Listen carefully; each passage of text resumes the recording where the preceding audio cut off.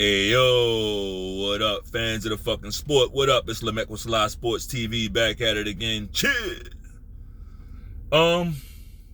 So I was gonna come with this video earlier, but I just wanted to make sure because shit just came out of left field and it sounded crazy to me, right? What am I talking about? Terrence Crawford is going up against Chris Eubank at 160 pounds. That is interesting, very interesting. Just on the surface, I like the fight, right? I like the fight. You got a guy moving up. Now, if Terrence Crawford was a guy who's naturally at 160, it would be a complete mismatch, right? But he's not. He's not. There's a guy who started out at lightweight, right? Now he's moved up. He's at welterweight. He's knocked everybody out at welterweight. Everybody. And he made the other champion at 147 look the worst. Out of everybody he fought, Errol Spence he made him, that was his masterpiece, right? So in that regard, he doesn't have a lot to prove. He got all the belts, right? We know the IBF took their belt back after like 2 months, right? I guess he was supposed to take a fight within that time. Right, but no problem, right? So he's no longer undisputed at 147. He's not at 147. He's already said that he can't make that weight anymore, right? He's already said he can't make that weight anymore. He's looking to move up, and it looks like he's looking to move up past 154, right? 154, it seems like will put him almost right back where he was. He's up there around, I want to say somewhere around 37, 38, right? Body starts to change, your metabolism starts to change. He doesn't want to make 154. 160, he probably feels like he can walk up there comfortably. Now, the catch to that is you better be able to bring what you brought at 147. You know, these are bigger guys. Like, your punch is not necessarily gonna affect them the way guys at 147 was affected, right? Like, the way he threw that punch out there and dazed Kell Brook, don't count on that happening at 160, right? Don't count on that happening. We get it. Chris Eubank just got knocked out a few fights ago, right? But that was an elbow. He got elbowed, and they didn't call it, right? Just like in the Fury fight, like, Ngannou could have got really hurt by that elbow, you know, and they didn't call it. So, let's talk about the fight.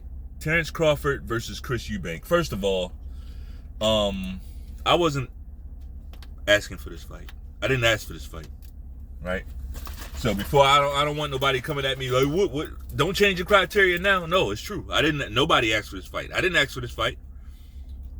What's also true is that by no stretch of the imagination is Terrence Crawford a face of boxing, right? Face of boxing, cash cow, he ain't none of that.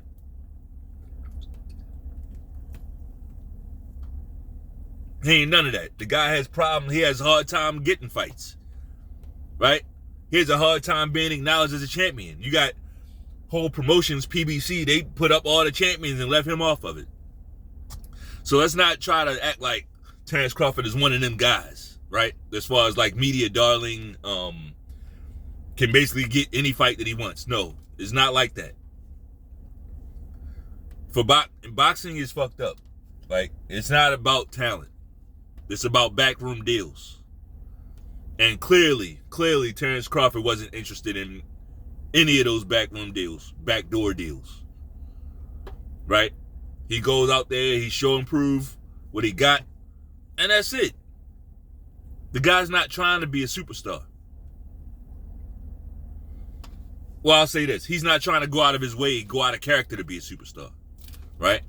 If it comes to him in the form of, like, in his sweet spot where he's at, then yeah, he'll take it. But, like, he ain't out here trying to be a star and trying to be something that he's not.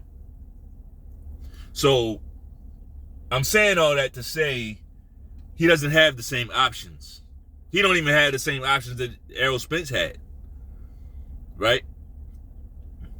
He don't have the same options. He definitely don't have the same options as a Canelo. Anthony Joshua. Hell no. He doesn't have those same options. So we got to look at it from that standpoint. People are saying, well, why isn't he going up and fighting the champion? Well, I think anybody would want to get acclimated to a weight, right? Before you start trying to fight champs, right? If you got to deal with this is not some baby jump. This is 13 pounds, 13-pound jump. That's quite a bit. That's quite a bit. That's quite a bit of fucking weight. That's quite a bit of muscle, right?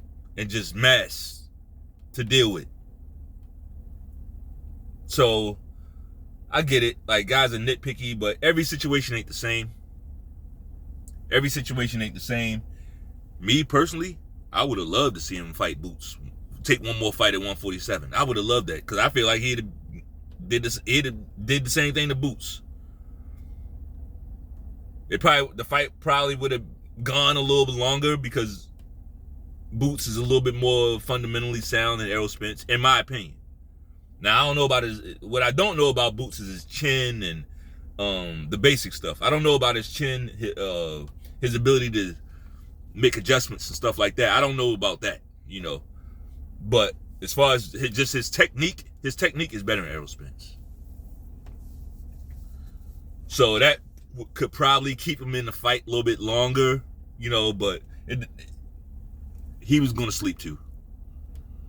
But there's no need in me talking about that, because Boots and them, they didn't want the fight. They just wanted to talk about it. Like Bozy said, we just want the belts. We just want the fucking belts, and they got it. So kudos, right? But if you ask me, I'd have loved to see him fight Boots. I'd have loved to see him fight Tim Tszyu for that 154 belt. I'd have loved to see it. And maybe some of these things ain't out of the question. Who knows, right? Who knows? Maybe it's not out of the question.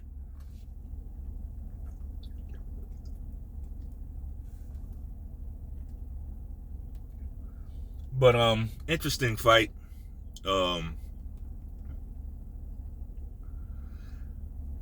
Interesting fight. We'll see what happens. 160 is definitely there to be had, in my opinion. I think Jamal Charlo still has a belt. But any WBC belt. But anyway, I'll watch the fight. I'm not gonna say that this is like some awesome, great fight, some awesome move by Terrence Crawford. I just think it's him staying busy, right? At some point, fighters got to stay busy. They got to stay busy. Another little tidbit about this fight that I think is interesting. BoMac trained both these guys, right? BoMac trained both these guys. BoMac trained Crawford and he trained Eubank. Now, there's no doubt in my mind that when this fight happens, BoMac is going to be in Terrence Crawford's corner. There's no doubt in my mind about that. But that is interesting. Who's going to be in the other corner? Will it be one of the other trainers from the BoMac staff, or will it be one of the the guys from the UK that they probably work with Eubank? Will it be somebody like Ben Davidson or somebody like that? Like, that's interesting. Very interesting. So we'll see. Anyway, if you like the video, bang off on that like button one time. Peace.